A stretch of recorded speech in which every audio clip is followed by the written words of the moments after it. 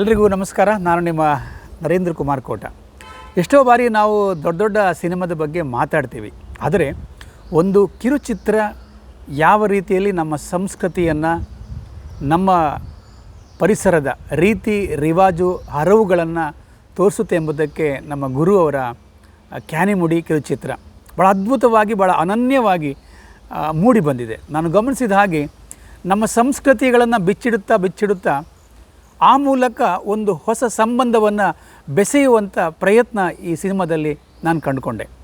ಎಲ್ಲಕ್ಕಿಂತ ಮುಖ್ಯವಾಗಿ ಆಷಾಢಿ ಹಬ್ಬದ ಒಂದು ಸಂಭ್ರಮ, ಆ ಹಬ್ಬದ ಸಂಭ್ರಮದಲ್ಲಿ ಆಗುವಂಥ ಆ ರೀತಿಯನ್ನು, ಆ ಸಂಸ್ಕೃತಿಯನ್ನು ಅವರು ಹೇಳುವ ರೀತಿ ಉಂಟಲ್ಲ, ಖಂಡಿತವಾಗಿ ಇವತ್ತು ಎಲ್ಲ ಶಾಲಾ ಮಕ್ಕಳು ಈ ಸಿನಿಮಾವನ್ನು ಖಂಡಿತವಾಗಿ ನೋಡಬೇಕು ಮತ್ತು ಅದನ್ನು ತೋರಿಸ್ಬೇಕಂತ ಅಂದ್ಕೊಳ್ತೀನಿ ನಾನು.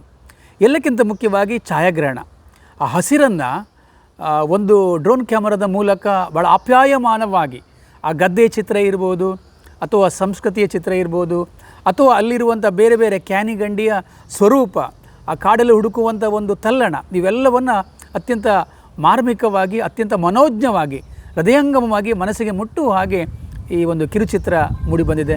ಹಾಗಾಗಿ ಆ ತಂಡಕ್ಕೆ ವಿಶೇಷವಾಗಿ ಗುರು ಅವರು ಯಾವಾಗಲೂ ಕೂಡ ಹಾಗೆ ಒಂದು ವಿಷಯವನ್ನು ಆಯ್ಕೆ ಮಾಡಿಕೊಂಡಾಗ ಅದರ ಬಗ್ಗೆ ಅವರು ಆಳವಾಗಿ ಅಧ್ಯಯನ ಮಾಡಿಕೊಂಡು ಒಂದು ಸಂದೇಶವನ್ನು ಕೊಡ್ತಾ ಬಂದಿದ್ದಾರೆ.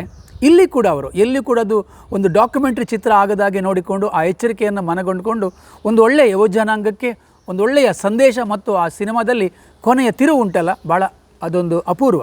ಒಟ್ಟಲ್ಲಿ ಆ ತಂಡಕ್ಕೆ ಈ ಮೂಲಕ ಶುಭವಾಗಲಿ ಮತ್ತು ಈ ಚಿತ್ರವನ್ನು ಎಲ್ಲರೂ ನೋಡಿಕೊಂಡು ನಮ್ಮ ಪರಂಪರೆಯನ್ನು ಅರಿಯಲಿ ಎಂಬುದೇ ನನ್ನ ಹರಕೆ ಮತ್ತು ಹಾರೈಕೆ. ನಮಸ್ಕಾರ.